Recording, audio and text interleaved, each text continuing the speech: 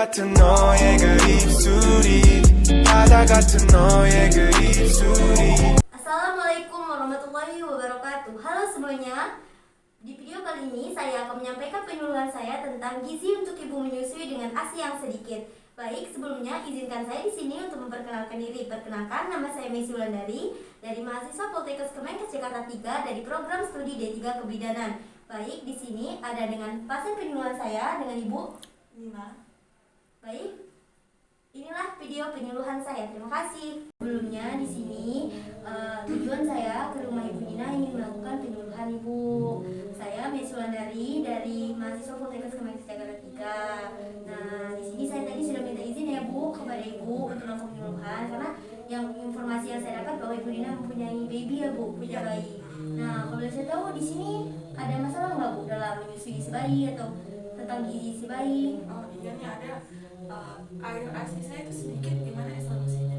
Oh baik, berhubung di sini juga saya melakukan ini Bu, saya mempunyai brosur, bisa dilihat. Di sini saya juga tentang membahas tentang gizi untuk ibu menyusui dengan ASI yang sedikit Bu.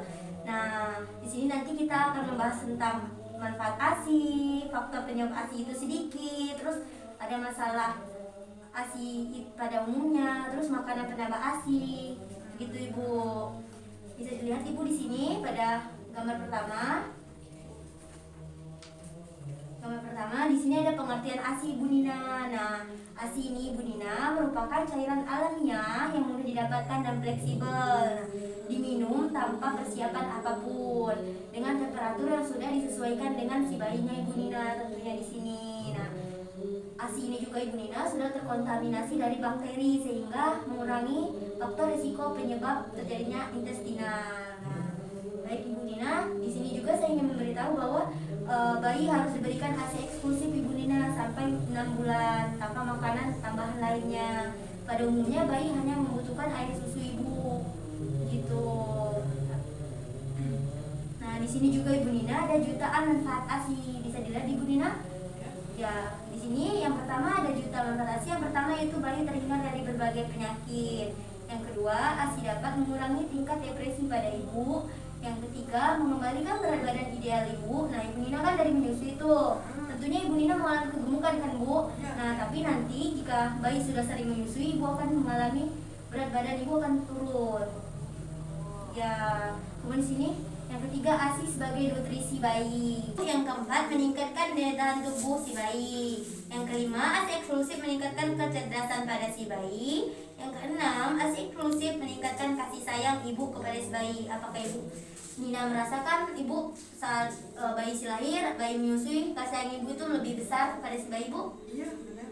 Oh baik. Di sini ada juga 7 ASI mengurangi resiko obesitas yang saya bicarakan tadi. Tentunya saat ibu sudah melahirkan bayi dan bayi tersebut menyusui kepada Ibu Nina, maka akan mengurangi berat badan ibu ya, makanya tidak akan terjadi obesitas.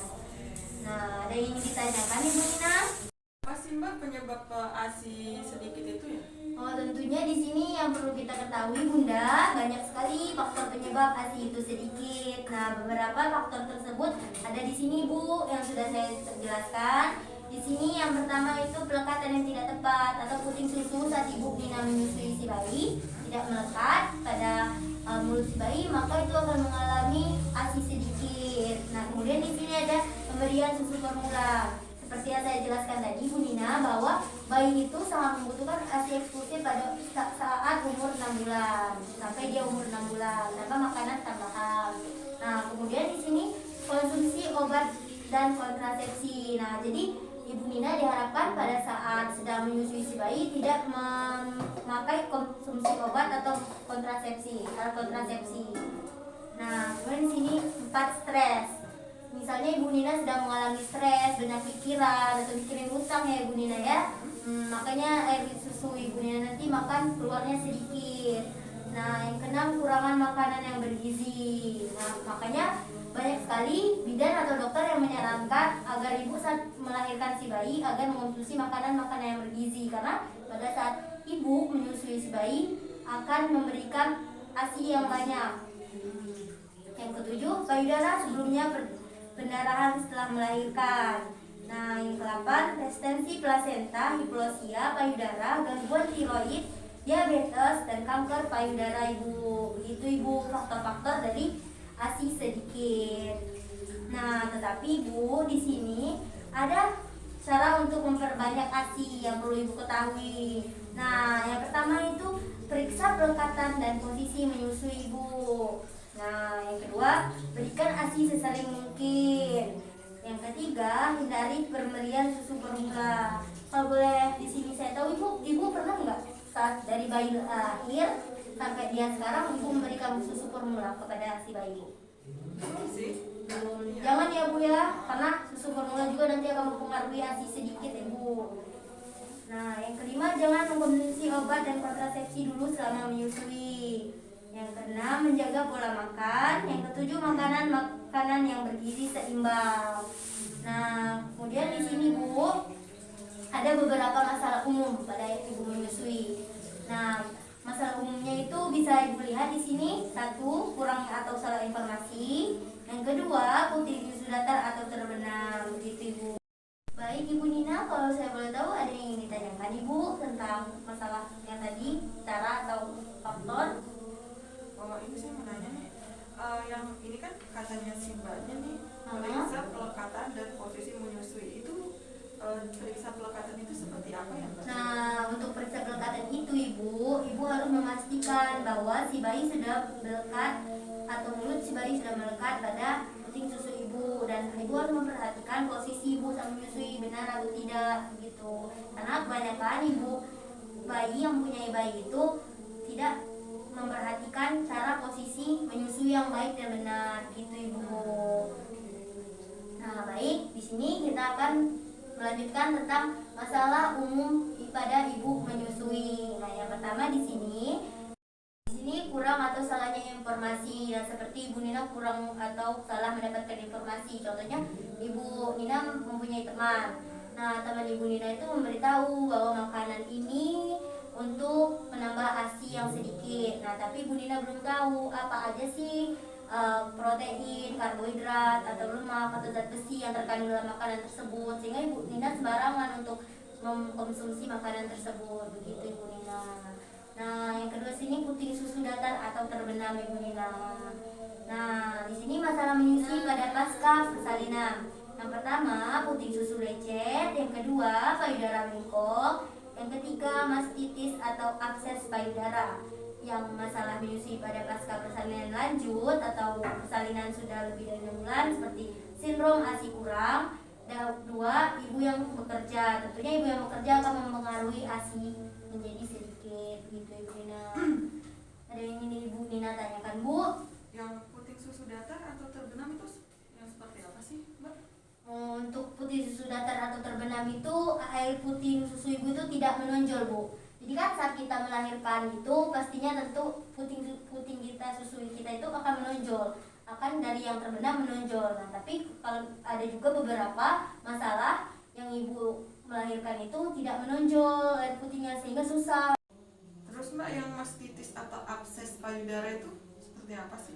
Oh, maksud dari mastitis atau abses payudara itu Ibu, mastitis itu sendiri yaitu infeksi jaringan payudara yang menyakitkan ya Bu. Nanti payudara Ibu itu akan terasa sakit. Nah, untuk mastitis sendiri ini disebabkan karena bakteri masuk ke payudara Ibu. Nah, biasanya mastitis ini terjadi pada 3 bulan pertama Ibu menyusui. Ibu Nina pernah mengalami mastitis ya Bu? Oh iya, waktu per 3 bulan kemarin sih.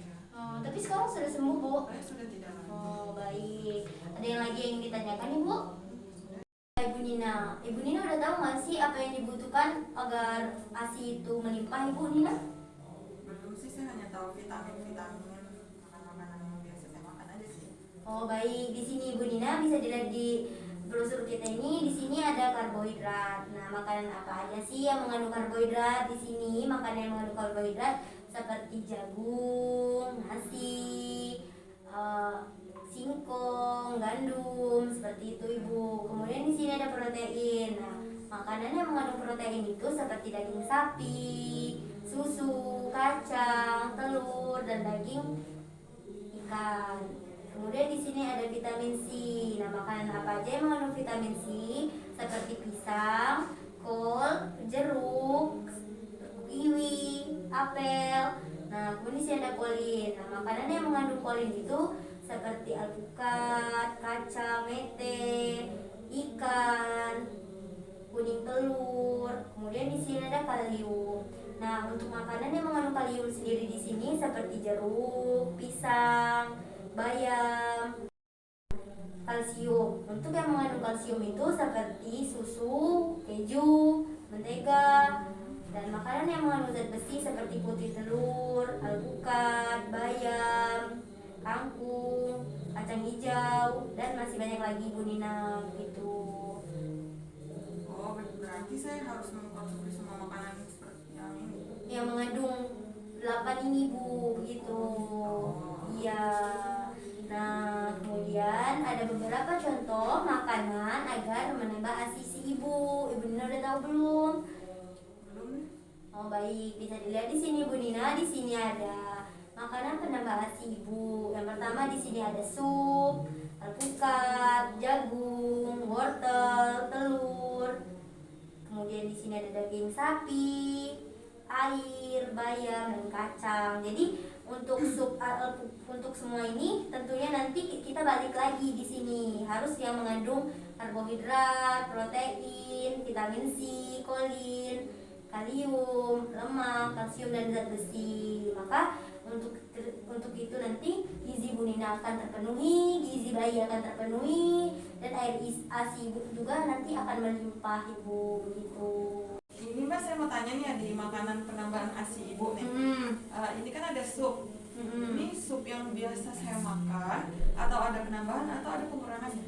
Nah, untuk menunya ini sendiri ya Bu, untuk sup kan nanti ibu itu saya anjurkan untuk membeli menu untuk ibu menyusui ya Bu. Nah, untuk di buku menu ibu menyusui itu nanti sendiri itu sudah ada menu-menu untuk hari ini ibu makan apa, untuk besok ibu makan apa, makan sore, makan siang ibu gitu. Di situ juga sudah ada cara pembuatannya begitu ibu, agar ibu tidak salah dalam mengkonsumsi sup tersebut. Saya kan ini Mbak ya, saya ini pencinta banget nih sama alpukat. Tapi ini saya tuh makan alpukatnya pakai gula. Kalau boleh nggak sih ibu menyusui minum makan konsumsi gula itu berlebihan? Oh, kalau boleh saya ketahui di sini Bu, Ibu Nina ini mengonsumsi gulanya itu berlebihan, manis atau manis sekali itu sedang Bu? Saya tuh suka yang manis banget. Oh, baik Ibu. Di sini saya memberitahu Ibu Nina bahwa saat Ibu menyusui tersebut kurangi mengkonsumsi gula ya Bu, karena tentunya apa yang kita makan terlalu berlebihan itu juga tidak baik untuk tubuh kita. Apalagi Bu Nina kan sedang menyusui itu. Tentunya apa yang Ibu Nina makan tentunya itu yang juga dimakan oleh si bayi begitu. Nah, yang saya ketahui jika ibu sedang menyusui mengonsumsi gula yang terlalu berlebihan itu akan berdampak pada pertumbuhan gigi si bayi nanti. Jadi nanti saat pertumbuhan bayi itu bayi akan mengalami gigi yang ompong itu ibu atau keropos. Itu tuh sebenarnya bukan hanya saat dia sudah besar ya Bu, saat dia sudah umur 4 tahun dia mengkonsumsi coklat, itu bukan, karena pada saat bayi juga dia sudah mengkonsumsi gula yang terlalu berlebihan dari air ASI ibunya sendiri begitu Ibu. Nah, ini juga nih Mbak, saya kan gak suka wortel tuh ya. Apa harus tuh? Kan di sini untuk penambahan ASI ibu itu ada makanan wortel. Apa harus tuh? Oh, di sini Ibu Nina kan nggak suka wortel tuh. Wortel ini kan nggak harus di jus, nggak harus dimakan mentah kan, nggak harus. Wortel ini kan banyak menu untuk bisa dibuat nugget, bisa dicampur dengan daging ayam, gitu, bisa dibuat dengan menu lain. Jadi ada beberapa proses yang nanti wortel ini tidak terlalu berasa gitu Ibu, akan dibuat nugget atau semacam macam makanan lainnya gitu Ibu. Saya yang tidak suka di sini wortel sama bayam sih ya. Nah, nanti di wortel dan bayam nanti itu bisa diganti dengan menu lain Ibu. Contohnya seperti misalnya mengkonsumsi jeruk atau bayam mengkonsumsi mengkonsumsi kangkung atau makan sayuran hijau lainnya begitu Ibu. Tidak harus menu yang di sini ya Ibu. Baik, apakah Ibu Nina sudah mengerti semua Ibu? Iya, saya sudah mengerti. Baik semuanya. Di sini saya sudah melakukan penyuluhan tentang gizi untuk ibu menyusui dengan ASI yang sedikit. Sebelumnya Ibu Nina, terima kasih banyak karena sudah mau menjadi pasien penyuluhan saya pada siang hari ini. Terima kasih atas waktunya. Mohon maaf jika ada kesalahan dalam pembuatan video ini. Saya Messi Wulandari undur diri. Saya Nina undur diri. Baik, semuanya terima kasih. Wassalamualaikum warahmatullahi wabarakatuh.